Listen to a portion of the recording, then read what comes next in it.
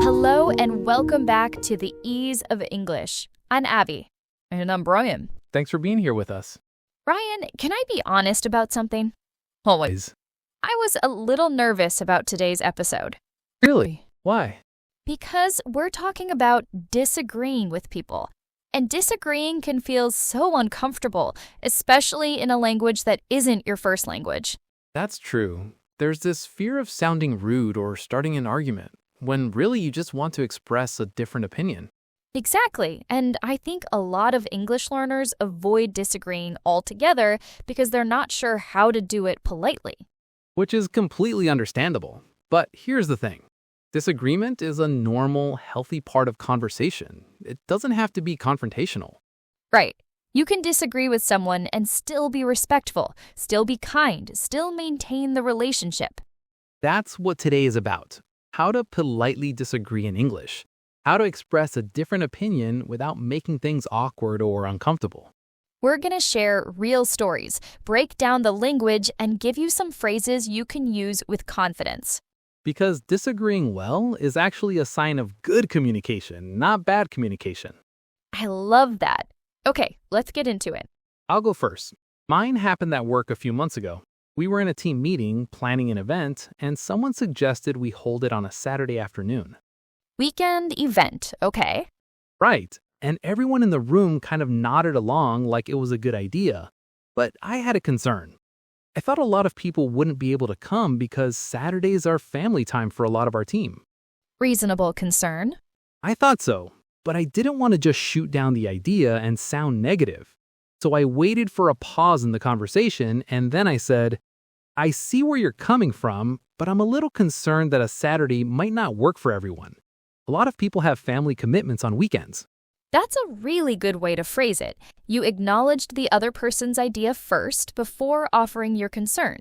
That was intentional. I didn't want them to feel dismissed. Then someone else spoke up and said, that's a good point. What about a Friday evening instead? And just like that, we had a better solution. And you didn't create any tension. You just opened up the conversation to other possibilities. Exactly. If I had just said, no, that won't work, it would have felt harsh. But by softening it and explaining my reasoning, it felt collaborative instead of confrontational. That's the key, isn't it? Framing your disagreement as part of the conversation, not against it. All right, my turn. Mine was more casual. I was out to dinner with a group of friends, and we were talking about movies. One of my friends said that a certain movie we'd all seen was the best film of the year, hands down. Wrong opinion. Very strong, and I liked the movie, but I didn't think it was the best of the year. So I had a choice. I could just nod and let it go, or I could say what I actually thought. And you chose to say what you actually thought. I did, but carefully. I said, I actually have to respectfully disagree. I thought it was good, but I think there were a few other films this year that were stronger. Respectfully disagree. That's such a useful phrase. It is, and here's what happened. My friend smiled and said, oh, really? Like what? And suddenly we were having this great conversation about movies. Other people jumped in, everyone had different opinions, and it was really fun. So your disagreement actually made the conversation better. It did, because I wasn't trying to prove him wrong. I was just offering a different perspective, and he didn't take it personally at all. That's the thing about polite disagreement. When you do it right, it enriches a conversation instead of shutting it down. Exactly. I have one more quick story, if that's okay. Go for it. This one was actually harder. A friend of mine was telling me about a decision she was making, a pretty big life decision, and she asked for my opinion. Oh, those are tricky. They are, because she clearly had already made up her mind, but she wanted validation. And I wasn't sure it was the right decision. What did you say? I took a breath and said, I can see why you're thinking about it that way, but can I offer a different perspective? And she said yes. So I shared my concerns, gently, and made it clear that it was just my opinion, and she should do what felt right for her. That's really thoughtful. You gave her space to disagree with your disagreement. Exactly. And she listened, thought about it, and then said, that's a fair point. I'll think about that. We're still close friends. Nothing changed between us. Because you weren't telling her what to do, you were just offering another way to look at it. Right, and that's what disagreement should be. Not a battle, just another perspective. All right, time for this week's vocabulary moment. Let's look at some key words and phrases for disagreeing politely. First, disagree. To disagree means to have a different opinion from someone else. You might say, I disagree with that idea, or we disagreed about the best approach. Next, respectfully. This word is so important when disagreeing. It means in a way that shows respect. I respectfully disagree is a classic phrase that signals you're about to offer a different opinion, but you're doing it kindly. Then there's perspective. A perspective is a way of looking at something, a point of view. You might say, from my perspective, that might not work, or can I offer a different perspective? Another useful one is concern. A concern is a worry or something that troubles you. Saying, I have a concern about that is a polite way to introduce a disagreement. It sounds thoughtful, not combative. Let's add, I see where you're coming from. This phrase means you understand the other person's reasoning, even if you don't agree with it.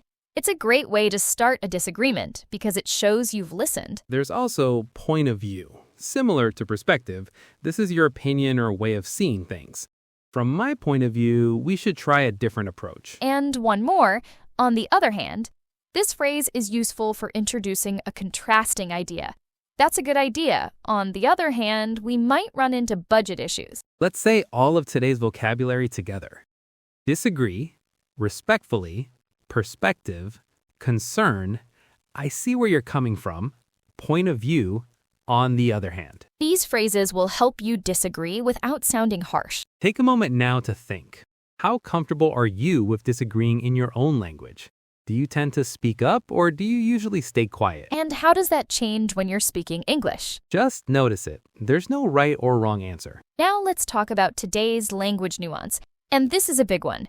In English, the way you start a disagreement matters just as much as what you actually say. This is so true.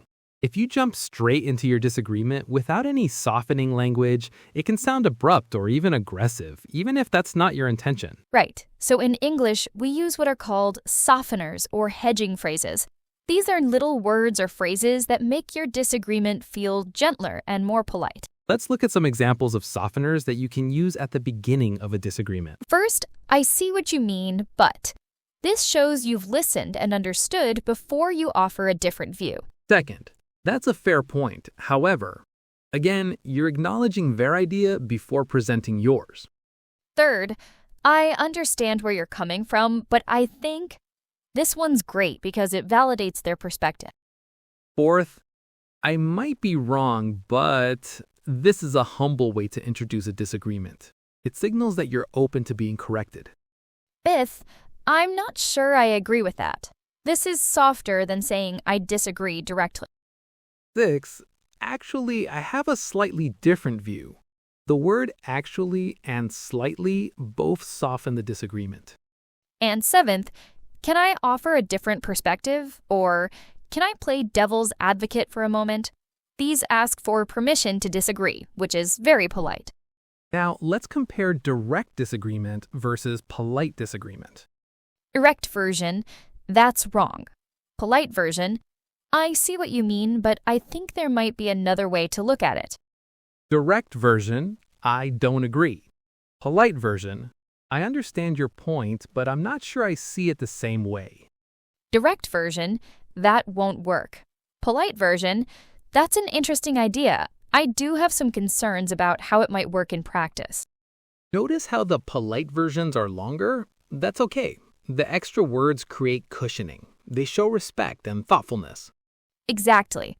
In English-speaking cultures, especially in professional or semi-formal settings, this kind of softening is expected. It's not about being fake or indirect. It's about being considerate. And here's another tip. After you disagree, it helps to explain why. Don't just say you disagree and stop. Give your reasoning.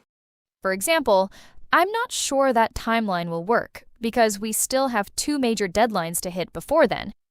Because makes it a conversation, not a rejection. That's so important. When you explain your reasoning, the other person can respond to it, and you can have a real discussion instead of just butting heads. One more thing before we wrap up. Sometimes it's okay not to disagree. Yes, if the disagreement isn't important, or if it's not the right time or place, it's perfectly fine to just let it go.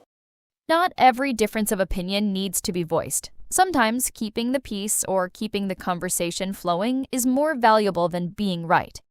That's wisdom, not weakness. Absolutely. Pick your battles. Save your disagreements for things that actually matter.